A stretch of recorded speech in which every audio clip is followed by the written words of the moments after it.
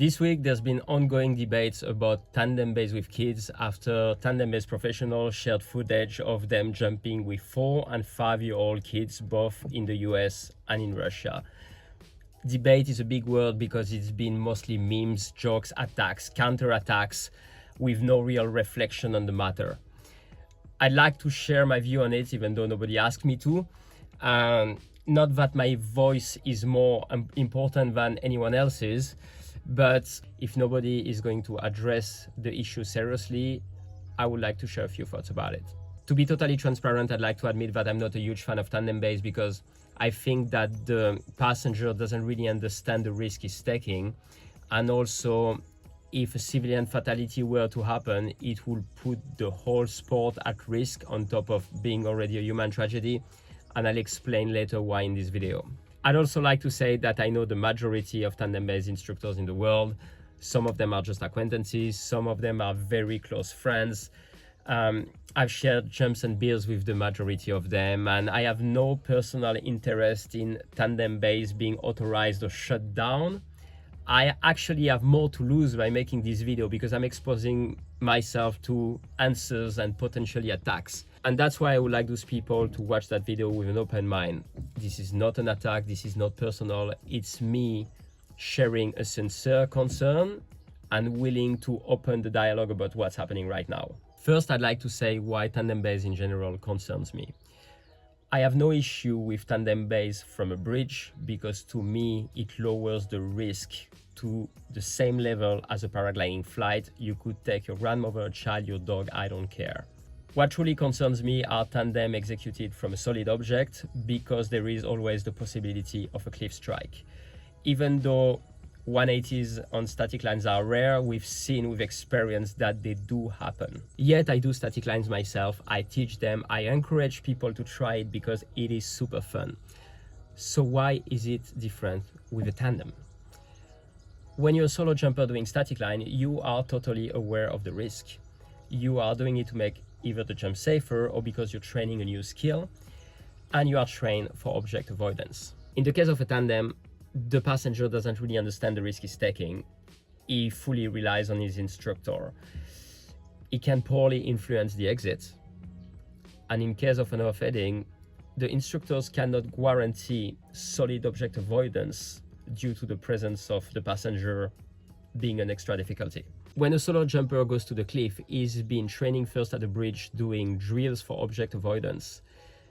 I have never seen or heard of any tandem instructors going to the bridge or returning regularly at the bridge several times per year to train those object avoidance drills.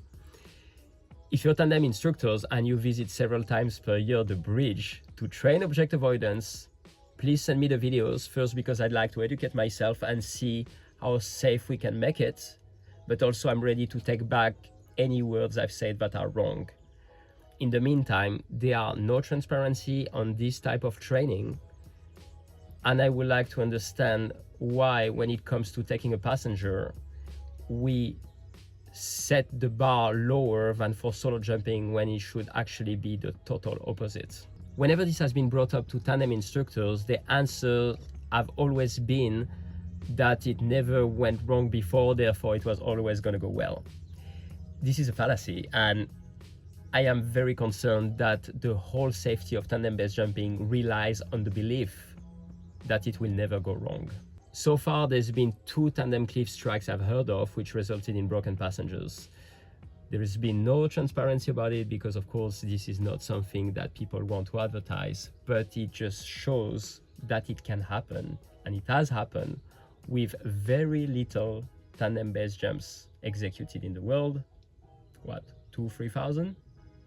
And it's enough for me to qualify it as dangerous. Now I'd like to talk about jumping with kids. I assume we can all agree that there is the risk of a fatality. We can disagree on how high this risk is, but we have at least to agree that the risk exists. Otherwise, you're just being delusional. My 2 main arguments against jumping with kids are the risk-reward ratio and the severity of consequences. I'll start with the risk-reward ratio. When we jump, we trade a risk for reward, our pleasure. What we're trying to do is to keep the risk low and the reward high to make it worth it, and sometimes they get close, but the idea is not to invert the tendency. The risk level you are willing to take is personal, and it's your right to decide of where you put the limits. I sometimes like to argue about it because I think it's very healthy to have this conversation between friends. But at the end of the day, I don't really judge it because this is your freedom and the essence of the sport. For a kid though, he's not at an age where he can understand the risk. In psychology, we define the age of reason at 7-year-old, which is the age where kids start to have the ability to understand abstract concepts. I don't think that a 4 or 5-year-old can fully grasp the risk of a tandem base jump. Neither can his parents, who don't know anything about the sport and just trust you because you present yourself as a professional. In terms of reward, we can clearly see that the kids on the videos are having the time of their life. That you can't deny, they're loving it. But they're kids. They would get the same pleasure from a new toy or playing hide and seek with their friends. A few days ago, I gave frozen figurine to the daughter of a friend, and she gave me the same giggles as the kids on the tandem video. So to me, the reaction of the kids is not a solid argument in favor of tandem base. It's not relevant. When we jump off a cliff with a kid, we have a very high risk for a very low reward, and in my opinion, that risk is therefore not justified. I've been told that the risk is low. I would like to take a moment to rethink the definition of risk. What people mean by that is that the odds of a cliff strikes are low. And I think it's an incomplete definition. To me, in order to define a risk, we must take into account the odds of a worst case scenario, which people do, and the severity of consequences. 1 chance out of 1,000 to break a leg is not the same than 1 out of 1,000 chances to die. We don't know the odds of a cliff strike yet because we don't have enough data. We've only a couple thousand tandem base jumps ever performed in the world. We are still in an experimental phase, and we are doing it without margin. And the passengers, the clients, they're the test jumpers. Now, let's assume that the odds of the cliff strike are low, and let's talk about the severity of consequences. Your worst case scenario is landing with a dead kid strapped to your chest. Even if the chances were 1 or 2 out of 1,000,000, do you think it's worth taking the risk?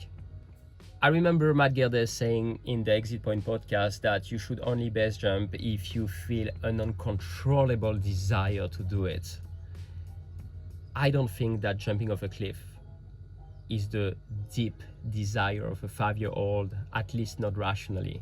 An accident with a kid would be a tragedy for the kid, the parents, the instructor, and the whole base community. One of the consequences could be the legality of our sport. Authorities are very permissive as long as grown adults die discreetly in the nature. We've all seen in Chamonix what happens when carnage gets too close to the general public. For those who don't know the story, a wingsuiter impacted in town, and those jumps that were always authorized got shut down forever. What consequences will there be for the sport the day a 5-year-old is killed in a base jumping accident? I can already see the headlines. Journalists are gonna love it. This is the kind of drama they're gonna feed on. It's gonna make international news, and we are gonna look like degenerate child murderers. Authorities will have to react, and we are going to be shut down.